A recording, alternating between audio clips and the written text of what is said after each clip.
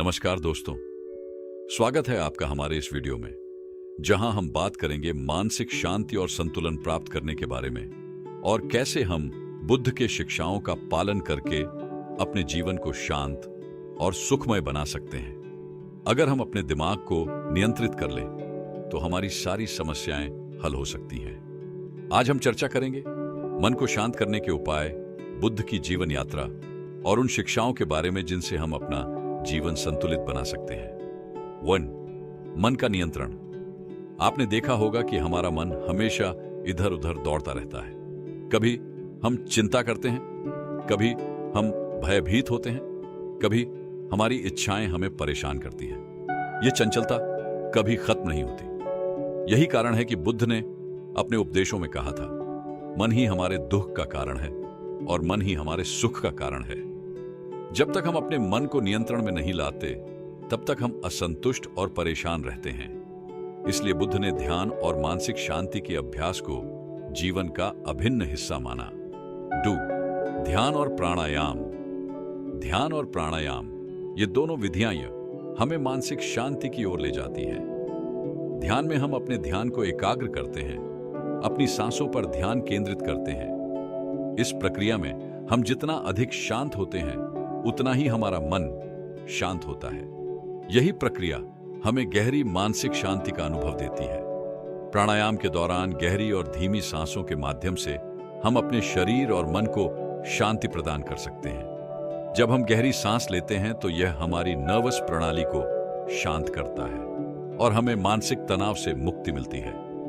प्राणायाम के कुछ सरल अभ्यास जैसे अनुलोम विलोम और भ्रामरी हमें शांति और संतुलन प्रदान कर सकते हैं। 3. आत्मविश्लेषण।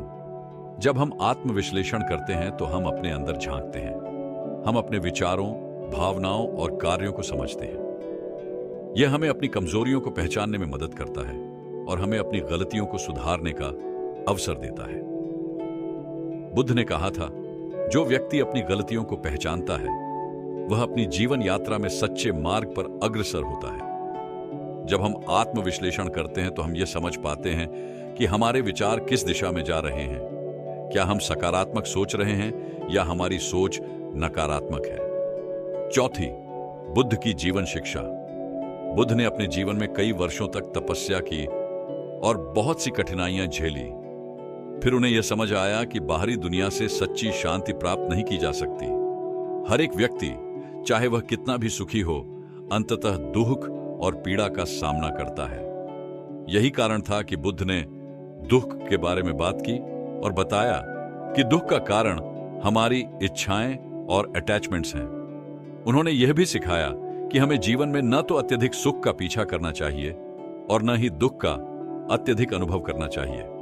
मध्य मार्ग, यानी न तो अत्यधिक भोग न ही कठोर तपस्या, यही जीवन का सही मार्ग है। 5वीं माया और इच्छाएं।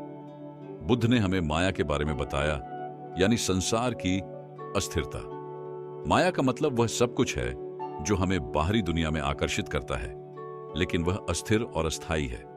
हमारे पास जो कुछ भी है, घर, संपत्ति, मित्र, ये सब कुछ समय के साथ बदलता रहता है। इच्छाएं, चाहे वे भौतिक हों या मानसिक, हमें शांति से दूर करती हैं। जब हम किसी वस्तु या व्यक्ति से जुड़ते हैं तो हम उसे खोने का डर भी महसूस करते हैं। इसीलिए बुद्ध ने हमें अपनी इच्छाओं और अटैचमेंट्स को छोड़ने की सलाह दी। जैसे जैसे हम इनसे मुक्त होते जाते हैं, हम मानसिक शांति की ओर बढ़ते जाते हैं।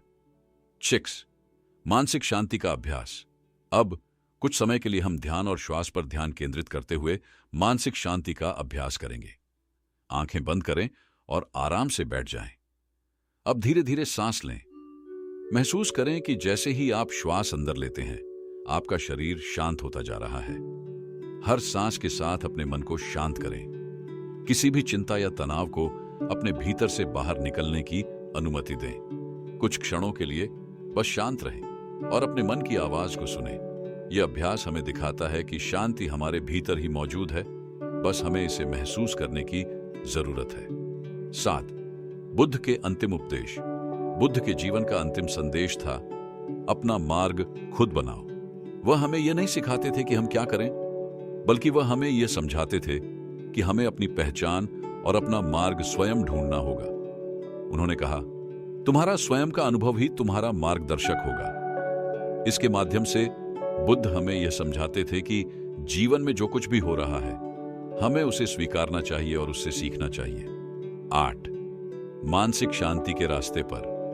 दोस्तों, मानसिक शांति एक यात्रा है जो हर किसी के लिए अलग होती है। कुछ लोग ध्यान में गहरी शांति महसूस करते हैं, तो कुछ को प्राणायाम से शांति मिलती है। कुछ लोग आत्मविश्लेषण के द्वारा अपने मन को शांत करते हैं। याद रखें, मानसिक शांति तभी संभव है जब हम अपने भीतर के संघर्षों को स्वीकारते हैं और उन्हें सुलझाते हैं। शांति बाहरी परिस्थितियों पर निर्भर नहीं होती, बल्कि यह हमारे भीतर से आती है। मानसिक शांति हमारे जीवन में एक महत्वपूर्ण भूमिका निभाती है। यह न केवल हमारे विचारों को नियंत्रित करने में मदद करती है, बल्कि हमारे भावनात्मक और शारीरिक स्वास्थ्य को भी बेहतर बनाती है। गौतम बुद्ध ने कहा था, जो अपने मन को नियंत्रित कर सकता है वह सच्ची शांति पा सकता है। उनका यह वाक्य हमें यह सिखाता है कि जब तक हम अपने मन को काबू में नहीं करेंगे, तब तक हम सच्ची शांति का अनुभव नहीं कर सकते। मन का स्वभाव और इसे नियंत्रित करने की आवश्यकता। हमारा मन बहुत ही चंचल और अस्थिर होता है। यह कभी भूतकाल की बातों पर अटका रहता है, तो कभी भविष्य की चिंताओं में उलझा रहता है। यह हमारे तनाव और अशांति का मुख्य कारण है। बुद्ध ने कहा था कि मन सब कुछ है, जैसा तुम सोचते हो वैसे ही तुम बन जाते हो। इसलिए मन के विचारों को सकारात्मक दिशा में मोड़ना बहुत जरूरी है। गौतम बुद्ध की शिक्षाएं आज के समय में भी उतनी ही प्रासंगिक हैं जितनी उनके समय में थीं। उनका जीवन हमें यह सिखाता है कि मानसिक शांति पाने के लिए हमें अपने विचारों, इच्छाओं और आसक्तियों को नियंत्रित करना होगा। ध्यान, प्राणायाम और आत्मविश्लेषण जैसे साधनों के माध्यम से हम अपने मन को शांत कर सकते हैं। यदि आप भी बुद्ध की शिक्षाओं को अपने जीवन में अपनाना चाहते हैं और मानसिक शांति की ओर बढ़ना चाहते हैं, तो आज से ही इन बातों पर अमल करना शुरू करें।